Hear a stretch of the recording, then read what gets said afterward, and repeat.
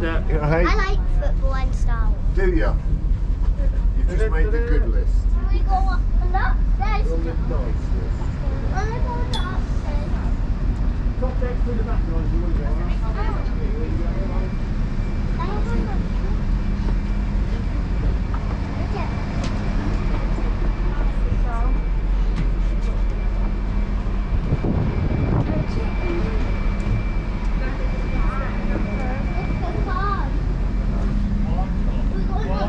I know, that's me.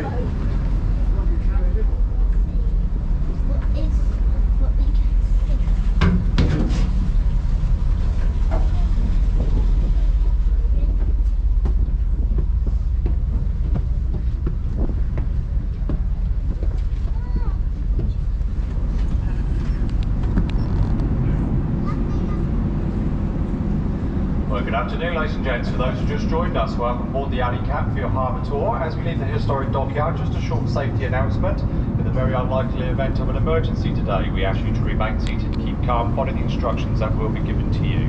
Life jackets can be found in the fixed seats at the front end of the saloon, in the white boxes on the outer deck, clearly marked with the life jacket logos. We have 2 life rafts on either side of the wheelhouse. If we have to, we will launch them, board them from one of the side exits. Other flotation operators around the vessel, free and clear, should float free.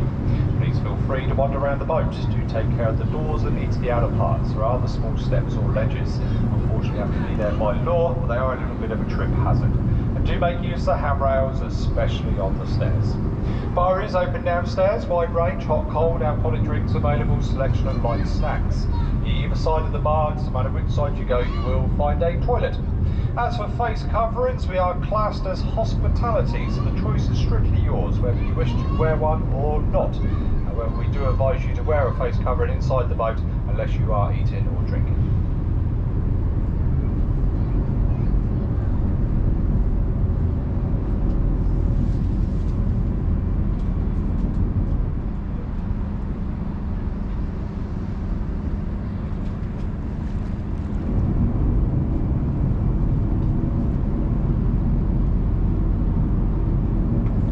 So as you leave them, folks, looking ahead on your right hand side, up on the quay wall, you'll see the large red brick building with the tower on the top. That is the Spinnaker Tower, home to the Queen's Harbour Master, known locally as QHM.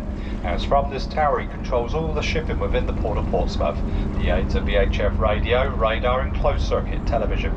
As a passenger boat, we have to report into this tower when we leave our berths at Gun Wharf and the historic docks. Tell him what we're up to. He will be keeping a close eye on us today. Make sure we adhere to all the rules and regulations. Main one, we have to remain 50 metres from any quay wall. Any of the ships moored in the harbour today. Looking across the tops of the buildings, over on your right, you'll just see 2 of the normal 3 masts of HMS Victory. Normally a lot taller than that, but she's undergoing a major refit. HMS Victory, Lord Nelson's flagship at the Battle of Trafalgar. She was built in Chatham, launched May the 7th, 1765. Built as a first-rate 3-deck ship with 102 guns.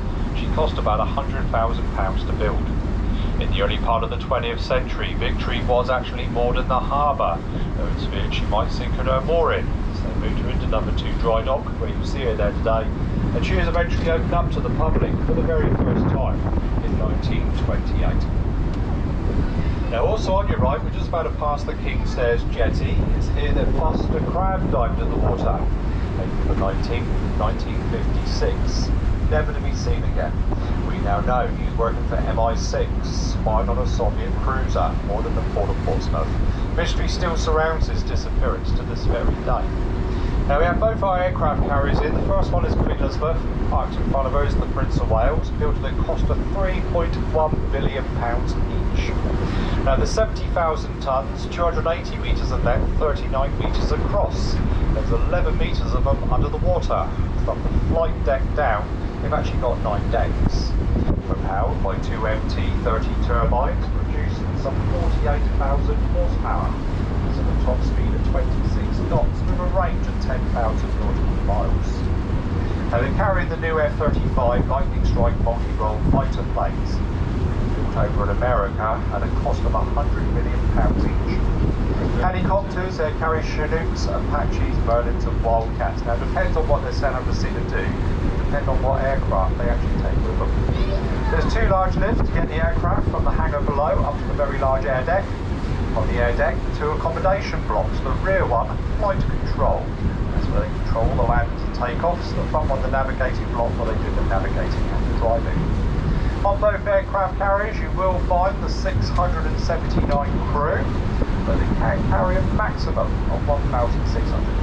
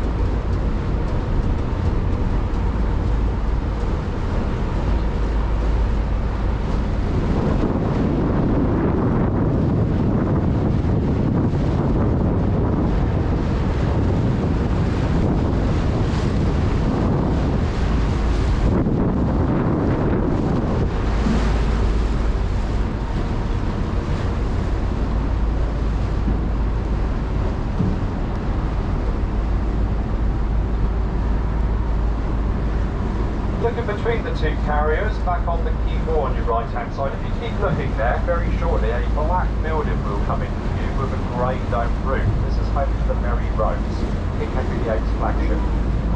July 1545, she sets out from Portsmouth, fleet ship, bent off attack on the Viking invasion. Unfortunately, she sunk a mile on the Spinnaker Castle, and Henry VIII was watching in horror. Remained on the seabed for over 400 years before being raised in 1982 and brought back to Portsmouth, where she's now on permanent display. To the right of the Mary Rose Museum, again just about to come into view, the stern of HMS Warrior back on the right hand side. She's still a commissioned warship, she's still part of our Royal Naval fleet, in fact the oldest warship in the world today. Also on the back of Victory, you'll see three sets of windows. The middle windows, they're to be Nelson's cabins at the back. Now Richard the Lionheart landed at Portsmouth as King of England in the year 1194. He ordered the building of the first ever dock on the site which is now Gunwharf Quays. King John, Richard's brother, he turned this into a principal naval port in the year 1212. And the flimsy affair though, by the strictly jetty, has got washed away many times over the years due to violent storms. The original docks on your right, the plans were laid down in the reign of King Henry V, but was never ever built in his lifetime. He ran out of money. He had to sell off most of his ships anyhow. It was Henry VIII that actually established the first permanent naval dockyard here in Portsmouth. He ordered the building of the first ever dry dock in the year 1498. Now he is often seen as the founder of the Royal Navy, as he commissioned the first ever ships which had an offensive role rather than just transport the army in those days. The Mary Rose can be considered as England's first ever warship. She was built in Portsmouth in the year 1510. The corner of the quay on your right, this is known as the North Corner. This is as far as Portsmouth Naval Dockyard used to go. As we round this corner, all the quays coming up on your right were all extended during Victorian times.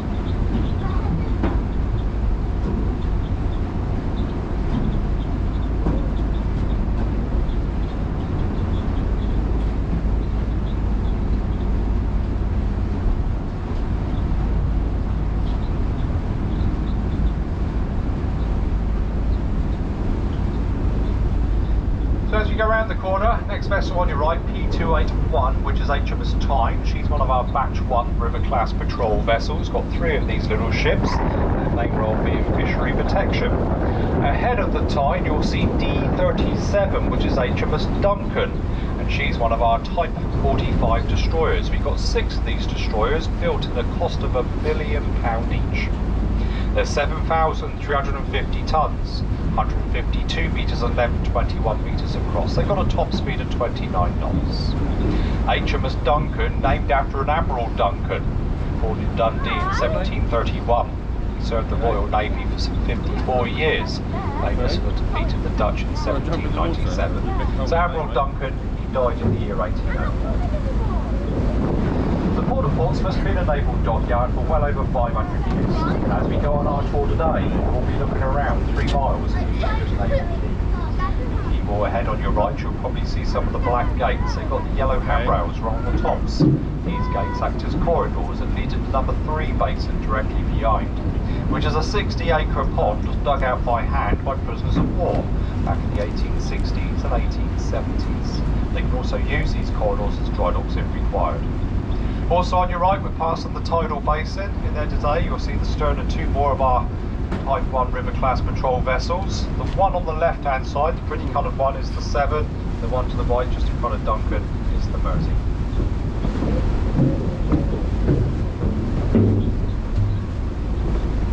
Also coming up on your right, we've got 2 more of our Type 45s alongside each other. The one on the inside, D34, that one is HMS Diamond. On the outside, you'll see D35, which is HMS Dragon. Now, it doesn't matter which Type 45 you're looking at, either Duncan behind us now or Dragon coming up on your right-hand side. If you look right up on the bow, you will see the 114mm Mark III Vickers gun. A big grey gun that fires some 25 rounds a minute over a range of 22,000 metres, near on 12 miles. Directly behind that, the grey box, is the launching stations for the brand new Sea Viper missile system, combination of Aster 15 and 30 missiles. Looking on the forward mast, you'll see the grey ball with the spikes. That is the Saxon radar, latest in radar technology, now to detect and track some 2,000 flying objects at any one time. On the back deck, they either carrier, Merlin, or Wildcat helicopter. They got a crew of 190 on board. If you look in the middle of the ship, you will see the phalanx with the white dome on it. They've got one either side. Phalanx fires 3,500 rounds a minute over a range of 1,500 metres. Any incoming targets, such as missiles or planes, it will automatically lock onto the closest. It will fire, continue firing till that target's been destroyed, and automatically move on to the next closest. You'll also notice the sides on these destroyers, they're angled out at the bottom and angled at the top. That's part of the stealth technology. On a radar screen, these vessels show up no bigger than the average size fishing boat.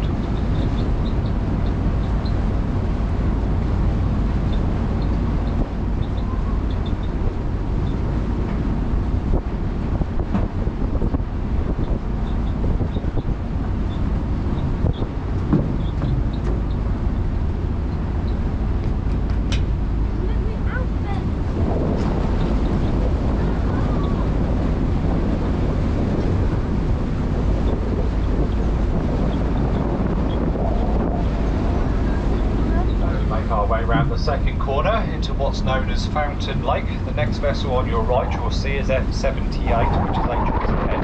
Directly behind her, F229, HMS Lancaster, 2 of our Duke frigates. We have 12 of these ships in the Royal Naval Fleet. They're 4,500 tons, 133 metres of length and 15 metres across. They've got a top speed of 28 knots. Now again, as we go by, on the bow, the Vickers gun fires 25 rounds a minute. Directly behind that, the launching stations for the Harbour and Sea missile systems on these ships. There's 2 30mm guns, one either side of the funnel, just in front of the crash boat covered up. Again on the back deck, they either carry a Merlin or Wildcat helicopter. They've got a crew of 173. If you look above the number, F78, just underneath the bridge wings, you'll see a small deck. On that small deck, 2 rear-facing torpedo tubes have been set either side with Stingray torpedoes. Now you'll also notice the superstructure on these frigates. The top bits are actually built in 3 separate blocks. There is a reason for this. They were to have a fire on them one day, and so they fired one of these blocks, stopping from spreading through the ship.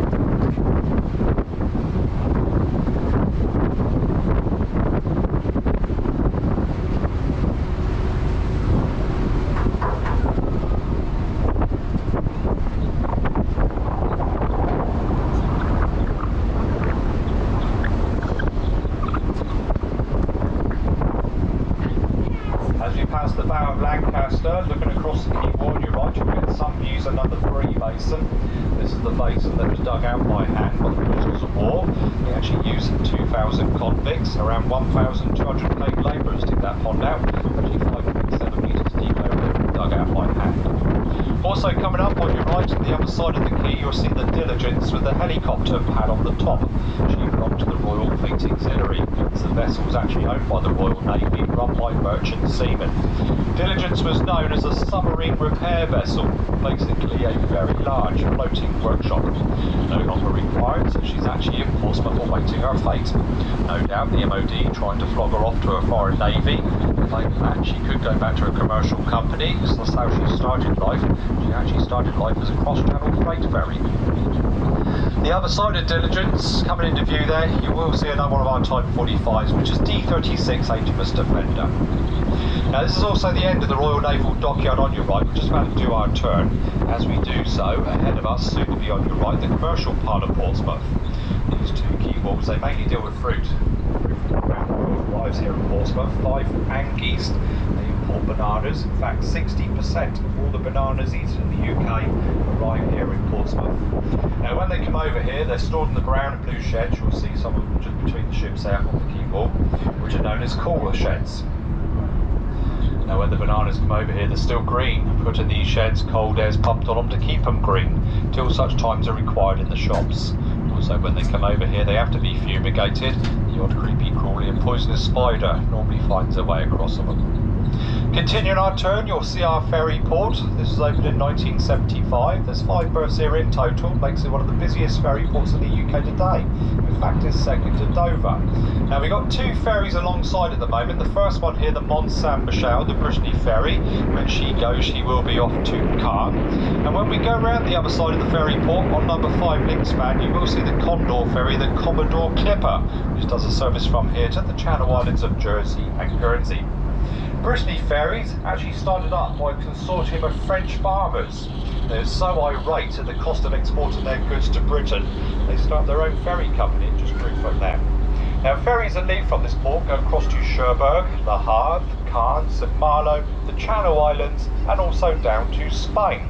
On a good year, the ferry port will actually deal with around 2.2 million passengers and around 660,000 vehicles.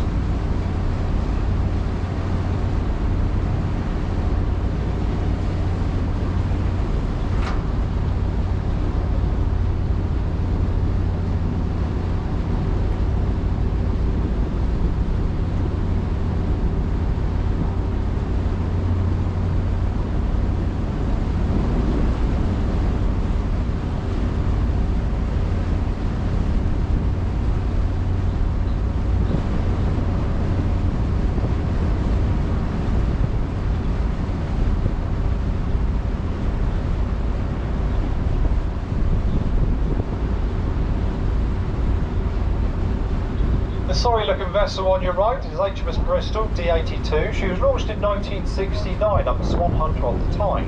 So active service during the Falklands crisis, eventually decommissioned in 1991 to be recommissioned in 1993 as a static training ship, and this is where she's been ever since. Now as you can see, she is in a bit of a sorry state. She's actually come to the end of her days, and very shortly she's going to be towed away. She's going off to be scrapped. The other side of Bristol is what's known as Whale Island, the great extension of Portsmouth Dockyard over on your left back in the 1860s and 70s. A hell of a lot of mud was removed. This is where they dumped it over on your right. It actually formed this island. Home to HMS Excellent, the Royal Naval Gunnery School for many years. It's now a training centre for the Royal Navy, Marines and Sea Cadets. Sea Cadets are a very good time when they come to train here at Whale Island. They actually bring them out on the water here. They teach them how to row, they teach them how to sail. They also teach them how to drive a motorboat. They then take them back ashore and teach them how to swim. Now as we clear Whale Island, keep looking to your right. Right over the other side of the harbour. To the left of the grey hangar, you will see Portchester Castle on the shoreline. Built in the year 284 AD by the Romans and rebuilt by the Normans at a later date. Between us and the castle, there's actually some 16 square miles of mudflats.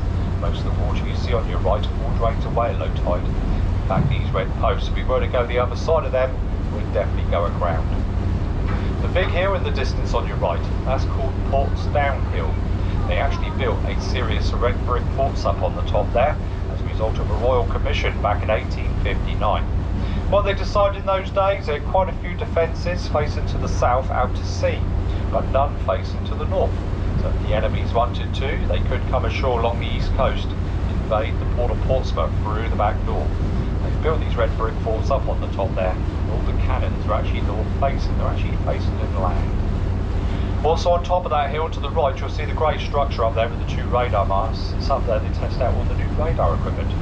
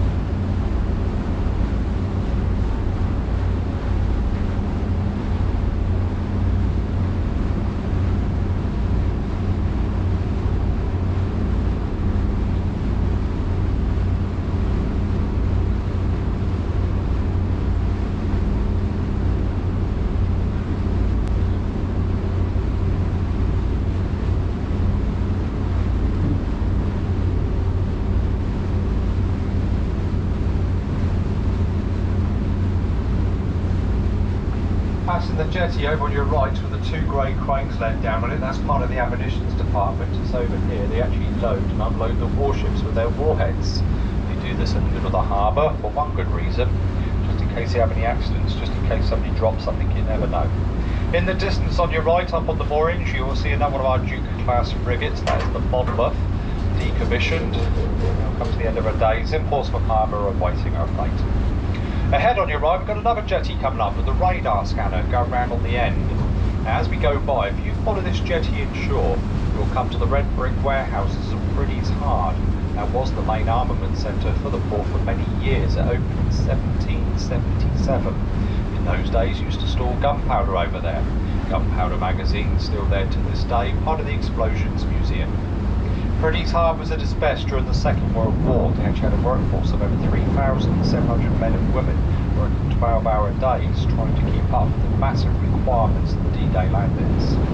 Eventually the place was deemed too close to residential areas and they had to move it. They moved it about 4 miles along the coast on your right to a place called Beddenham. Warheads nowadays are stored in concrete bunkers. These concrete bunkers are under the ground for obvious reasons. Looking ahead on your left-hand side between the 2 aircraft carriers, good view of HMS Victory at number 2 dry dock, and the Battle of Trafalgar. HMS Victory had 821 crew on. Nelson, Captain Hardy and 9 officers.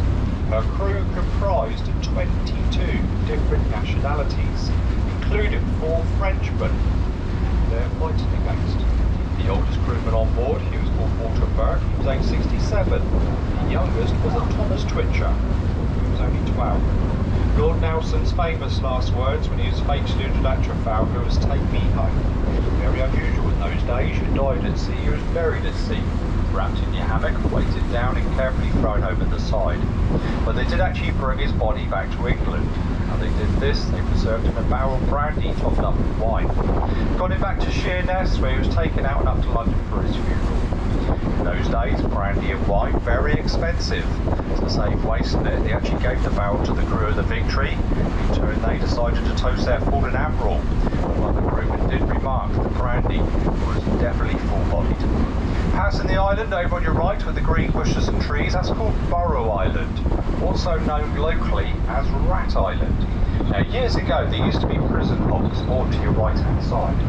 Prisoners that died on these hulks actually got buried on that island and soon became infested with large black rats.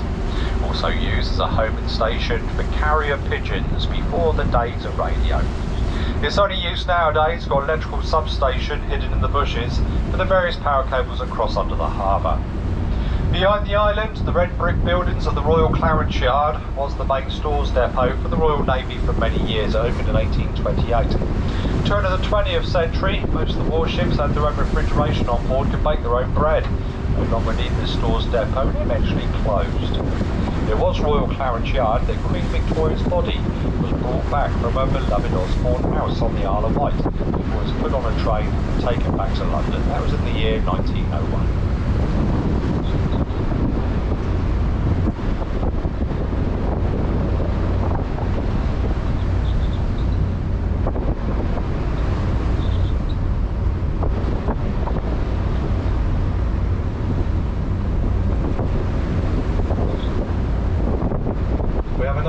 Jetty on your right. This one's called the Oil Fuel Jetty. It's here that the various Royal Fleet auxiliary tankers come to load their various oils and fuels that keep the Royal Navy on the go today. During the Falklands War back in 1982, the majority of oil and fuel that was used by the ships down there actually left from this jetty. Alongside today, you'll see the Cumbrian Fisher. She is a commercial tanker chartered by the Royal Navy to deliver fuel oil here. On your left-hand side, you'll get some good views of HMS Warrior alongside her pier. She was launched 29th of December 1860 in Blackpool. It just happened to be the coldest day in Britain for over 50 years and she froze to the slip. Braziers burned around the bottom of the ship. They ordered an extra tons of hydraulic rams. They eventually ended up with over 100 men on her top deck, running from side to side, trying to rock her free. After 20 minutes, she gave up and slid down in the river. Steam engine on board, also built in London up in Greenwich, just over 5,000 horsepower. When she was in service, she had a crew of 705 on board, including 66 stokers working in heats of around 43 degrees. Back to the right then, Gosport Marina. As you can see, home to an array of plastic fantastics there. Also coming up on your right, the town of Gosport. There is a ferry, King's Gosport to Portsmouth. It takes 5 or 6 minutes to cross the harbour. This cuts out a car journey of over 20 miles. Ferries used by over 3 million passengers each year. They originally started with rowing boats known as wherries. Whoever went to Gosport and Portsmouth used to row you across the harbour in those days.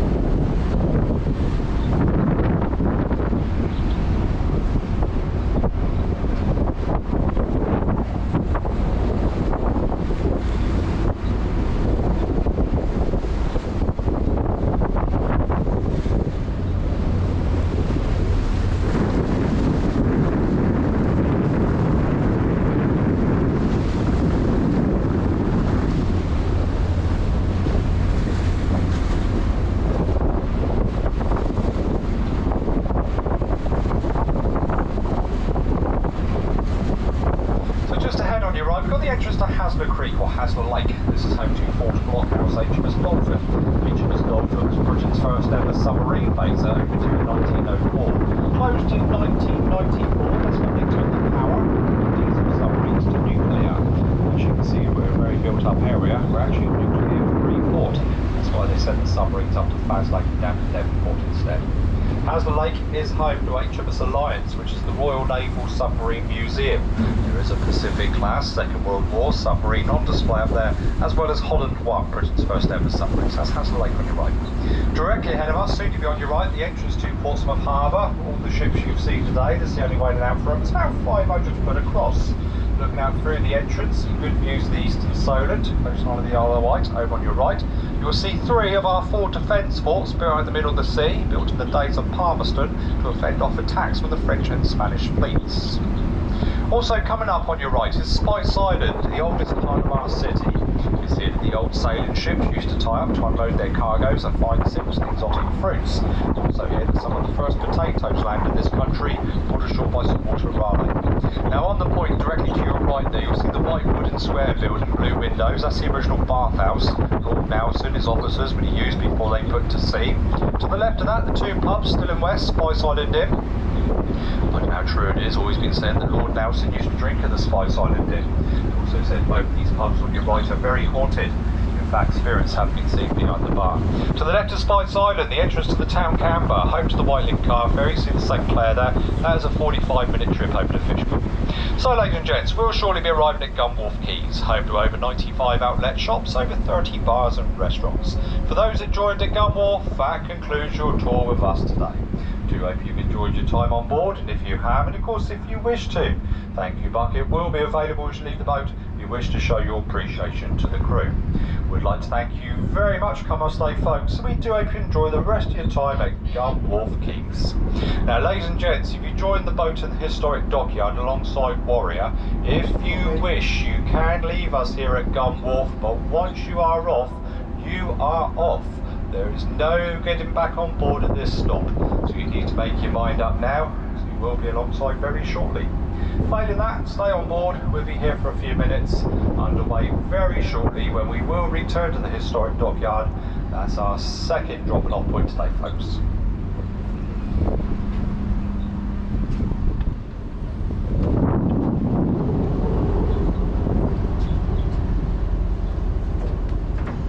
I've just got to come to there.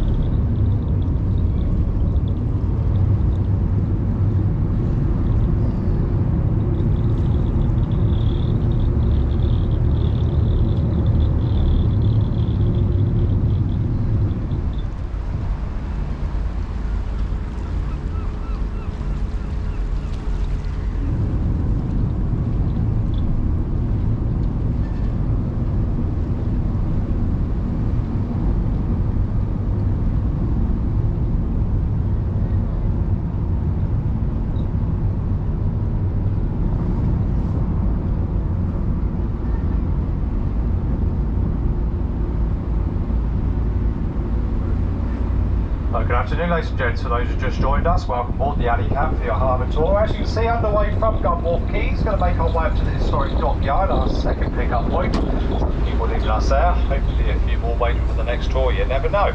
Anyhow, as we leave Gunwharf, look across to your right, some good views of the Spinnaker Tower. 170 metres above sea level, that's 558 foot in old money, 2.5 times higher than Nelson's Column. It's one of the tallest observation platforms outside of London. Views on a good day of around 23 miles. 3 viewing decks at the top, lower one housing one of the largest glass floors in Europe. If you dare to walk across, give you the idea of walking on air. Top one is known as the Crow's Nest, got no roof and is open to the elements. The spire you see at the top of the tower, that's 27 metres in height, built at ground level, lifted up there by crane, carefully put in position. Tower weighs in around 30,000 tonnes. To the left of the tower we have Portsmouth Harbour Station, the main rail link from Portsmouth to London Waterloo up to Cardiff along the coast to Brighton. Home to the White Link catamaran service, see the White Rider 1. They will take you across to Ryde Pier on the island, which is about a 20-minute journey. Now as we make our way back into the historic dockyard, on your right some good news of HMS Warrior, the first of our British ironclad warships, 9,210 tonnes, 380 foot in length, 58 foot across. The mast you see on the Warrior, then 200 foot in height. As we round her stern, you will notice she's flying the red ensign, unlike most of the warships in the harbour that fly the white. This is because in the days of the Warrior, there's actually 3 fleets to the Royal Navy: the Red Fleet, the Blue Fleet and the White Fleet. Warrior was the flagship of the Red Fleet. That's why she still flies that red ensign to this day. So then folks, we'll shortly be arriving back at the historic dockyard. For those who joined us here, that concludes your tour of us today. Do hope you've enjoyed your time on board. If you have, of course, if you wish to, thank you bucket will be available as you leave the boat if you wish to show your appreciation to the crew. We'd like to thank you very much, come on stay folks. We do hope you enjoy the rest of your time here in the Portsmouth historic dockyard. Now ladies and gents, if you just joined at Gunwharf Quay, sit tight, we'll be here for a few minutes. Underway very shortly to continue with your harbour tour.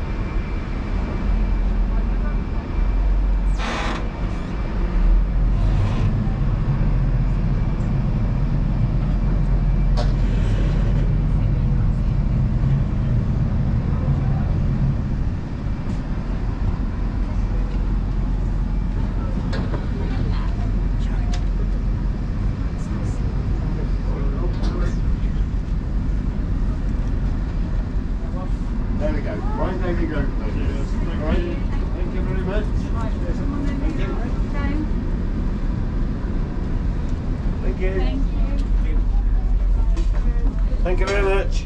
Lovely. Bye guys. Thanks for coming.